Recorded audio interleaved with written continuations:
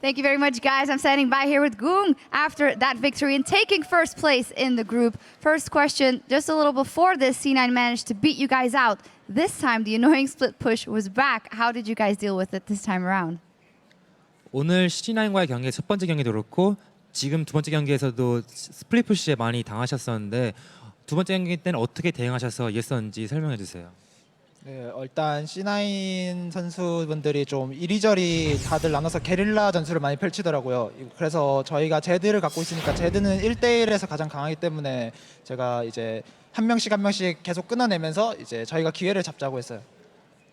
Like C9, they're all over the map and they're playing this guerrilla tactics. So, but I was playing Zed, and which is very strong 1v1 champion. So I was just hunting one of them down, each of them down, and that's how we won the game. You had a fantastic game on Zed. What were your thoughts when Hai picked the Talon again, a matchup you'd seen in the first game versus C9 already? 이번에 하이 선수가 탈론 뽑았을 때 다시 한번 제드 탈론 리매치였는데 탈론 픽을 봤을 때 어떤 생각이 드셨나요? 네, 저 같은 경우는 제드 대 탈론이 엄청 자신 있는 편이라서 상대가 탈론을 해도 저는 오히려 고맙다고 생각하면서 했어요. I'm very confident when I'm playing Zed against Talon. So when I saw his pick, I was very thankful. Now you get to go to Korea and play the quarterfinal versus OMG. Cool said before, I'd actually like to play NaJin Shield because we think we can beat them. What are your thoughts on the matchup? OMG의 쿨 선수가 나진 실드와 붙는다면 이길 수 있을 것 같다고 얘기했었는데 그에 대해 어떻게 생각하시나요? 네, 저희 같은 경우는 이제 8강에 올라오면은 어느 팀을 만나도 솔직히 다 자신 있다고 생각했는데 이제 이렇게 그룹 스테이지에서 약간 고전했지만 저희가 좀 긴장을 많이 해서 고전을 했고 이제 8강에서부터는 좀 더 멋있는 모습과 이제 좀 더 다듬어진 모습으로 상대할 수 있도록 하겠습니다.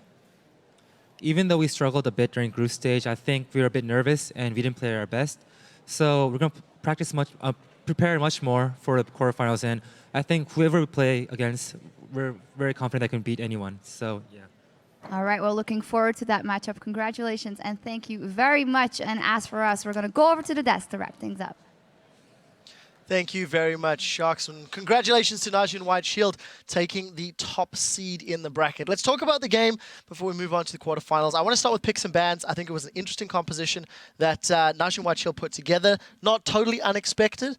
And top lane Italy. We've finally seen it. Definitely didn't show up as often as we were expecting. Yes, this was kind of interesting here. Cloud9 definitely had really good map play eventually with this team composition. It's a lot of heavy split pushes, a lot of duelists, and then a pretty good defensive team with a Corki and Janna sitting back. What I didn't like, though, from their picks and bans, though, was I feel like Cloud9 pinched champions really weirdly. On red side, your main goal is to basically pinch 3 champions, where blue side gets 1, you get 2 high priorities yourself. Nidalee and Corki both didn't feel like pinchable champions, whereas like banning Lee Sin, taking Kha'Zix, to me would have been the more obvious choice for setting yourself up for a powerful composition. Monty? Yeah, I can see that. I can see that. The thing is, though, is the early takeaway of Nidalee really... NaJin White Shield is a team that likes to play Nidalee in the top lane. And just to go over to picks and bans here a little bit, what people may not know is that Save will play Teleport Zed in the top lane.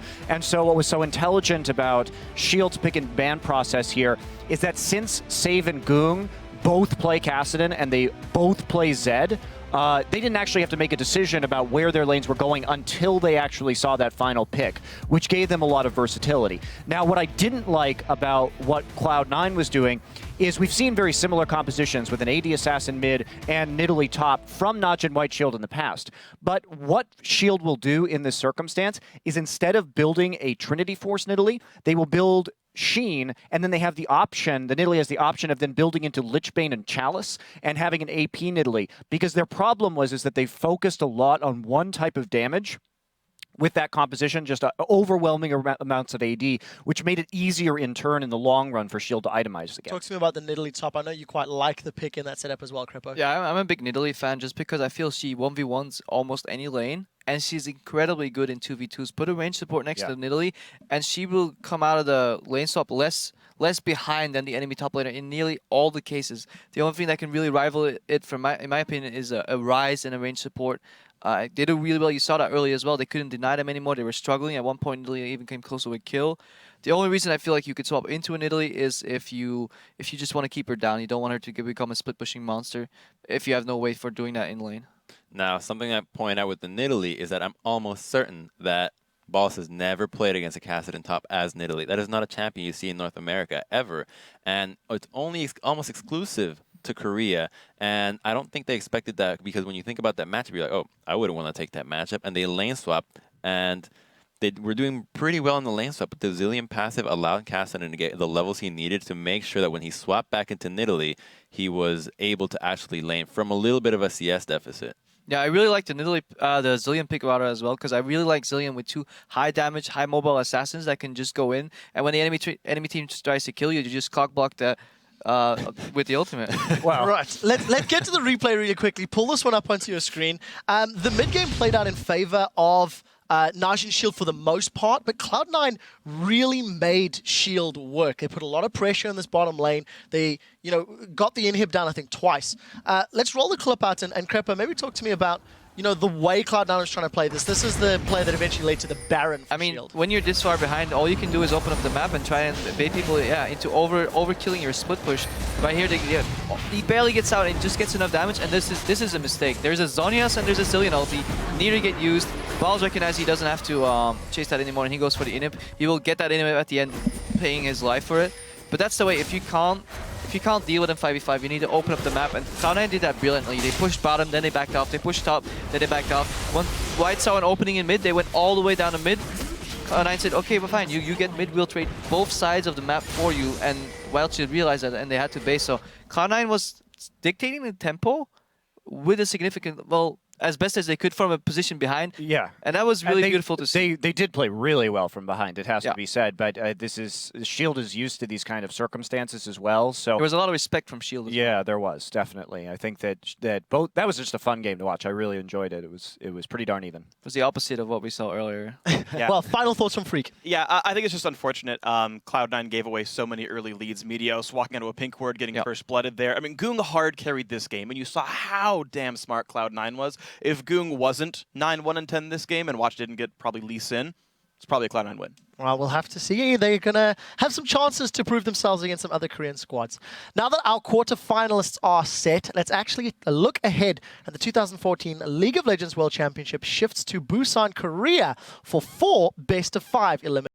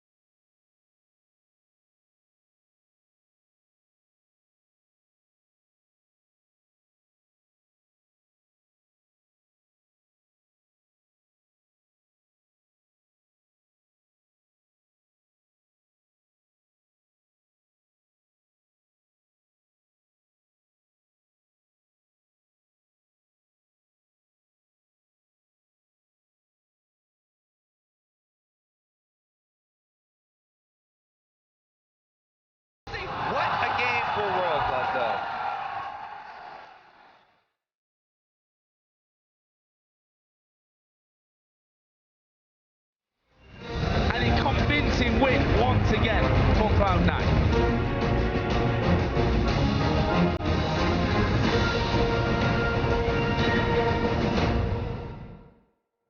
Absolutely incredible. The Singapore group stage was phenomenal. The Taipei group stage was phenomenal. Thank you for everyone who watched, and thank you for the teams playing. The action gets underway on Friday, October 3rd with those quarterfinals at the Bexco Auditorium, with Samsung White taking on Team Solo Mid. Then on Saturday, Samsung Blue will clash with Cloud9, followed by Starhorn Royal Club going up against Edward Gaming. Finally, OMG will face off against NaJin White Shield. The bracket is locked in very heavily. North America versus Korea in the top half of the bracket, and China versus Korea in the bottom half of the bracket. Let's talk about some of these matchups and what we can expect. Monty, you're itching to get in there. Yeah, one thing that has been kind of reiterated by fans and some of the casters throughout this tournament is the following statement. You ready? Got my rose-colored glasses? Hey, wow, Korea doesn't look as strong this year. They're actually beatable. But when we take off the rose-colored glasses, when compare this to last year, Okay, last year a Korean team failed to make it out of the group stage. Fnatic and Gambit made it out of the group. Gambit narrowly lost to NaJin Blacksword, and then we had SK Telecom win, right? This is actually the first World Championship where we have 3 Korean teams in the quarterfinals, and Korea went 16-3 in the group stage. If anything, to me, this says that the Korean teams are more dominant this year than they ever have been before. The Prophet, I hear you sighing. What are you adding to this, I can't Crumbs? argue with that. Stats don't lie. Exactly. What matchup are you most looking forward to, Crumbs? I am looking forward to the most Samsung White versus Team Solo Mid, because I have been deemed to be eating shoe soup, and I don't think that will happen. We'll see how that works out. Freak, talk to me about some of the quarterfinals. Yeah, first of all, I don't know for sure. I feel like this is the worst win rate that Korean teams have yet had at Worlds, though. They've dropped a fair number of maps, a lot of 4-2 teams. Maybe I'm wrong. I don't know. 16-3. Ozone didn't even make it out of groups. I think Yeah. Ozone alone lost more matches last year than the Korean teams as a whole have lost so far. All right, fair. But as far as matches I'm actually looking forward to, honestly, I am looking forward to EDG Starhorn Royal Club. I think that's going to be a very fun match of different styles. We'll see who ends up being top dog in China. I also really want to see Cloud9 versus Samsung Blue. I think C9 are going to continue to improve. We can see how smart they are. I want to see how they rival the best strategic team in Korea as the best strategic team in the West. Well, Crep, but before I get your opinion on this, we did ask you guys earlier in the day our Twitter question of which hype train have you boarded for the quarterfinals and why. You've heard some of the guys talking. We do have a tweet that I just want to talk about very quickly from the Sleepy Player. All aboard the Gorilla hype train. He makes so many plays for his team. If you let him have Thresh, nowhere on the Rift is safe. After that terrible pun that you had before the video, what are you looking forward to for the quarterfinals, and is Gorilla on that list as well? Yeah, he is. I think all the Korean supports are on my list. I'm taking notes every game. I'm just looking mostly for the top side of the bracket, because either NA is getting an epic upset, and I'll be happy, or we'll get the team kill in the semifinals, which will be really interesting, because those are sister teams. They've scrimmed a lot against each other. They know each other in and out, and in a best of 5, that can lead to some beautiful League of Legends. And we've already had 2 best of 5s between Blue and White this year, and Blue won both of them 3-1. So it's been a really, really good match. The games are always awesome in that, so it'd be fun to see it. All right, well, there is one more that's come in that I do want to read as well from @LolShades. I'm still on the TSM hype train, although they have a very slim chance of making past quarters. I'm still a believer, as am I, because I want to see him eat shoe soup. Guys, thank you so much. Those were some great answers. We'd love to hear more. Keep tweeting to us @LOL Esports. Use the hashtag Worlds. I want to thank all of you once again for joining us both in Taipei and Singapore. We'll be seeing you all in Busan. In the meantime, I'd like to thank our special guest analysts, Crepo, Prolly, Crumbs, Doublelift, Monte Cristo, as well as Freak, D-Man, Joe, Riv, Jet, Deficio, Shocks, And Quickshot. and from myself and the rest of the World's broadcast team. Guys, thank you for watching. We'll see you all next week. All right.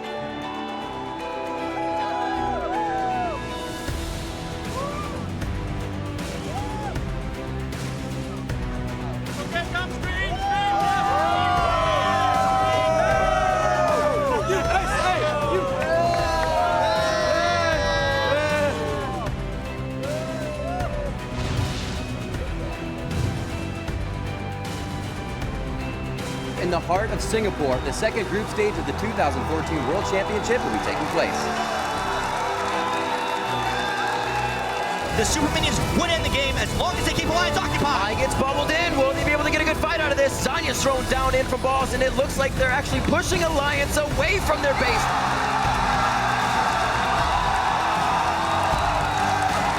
This is the left, pulls him in. Dane taking low, slides out of the way. Go.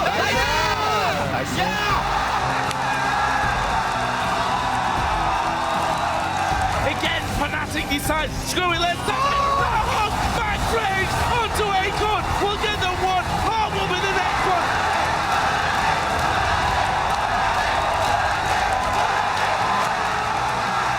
We have had some insane games today. But they're going for Yellow Star. Second man down, make that third and fourth. PK will fall. It's an 8 for RNG, and that's going to be the game.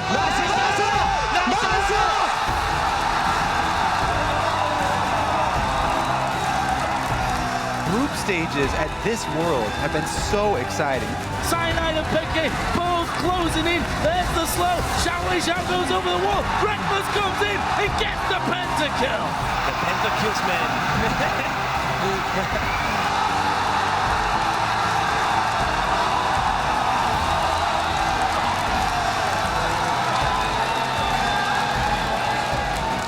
There goes the equalizer, trying to spread the fight. You're going to see Deft on the backside. He's getting hit up, but he's able to take down more, even with no name on him.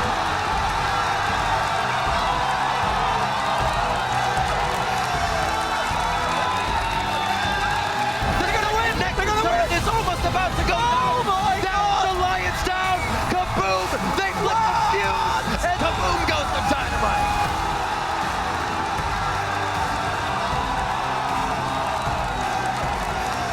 Play the best we ever will, and I'll be happy. Sneaky coming around after using his QSS. It's going to be Cloud9 to win this one. They take out one. They're going to Zephyr. It's the ace for Cloud9. The group stages have been very, very exciting. Had a great time here in Singapore.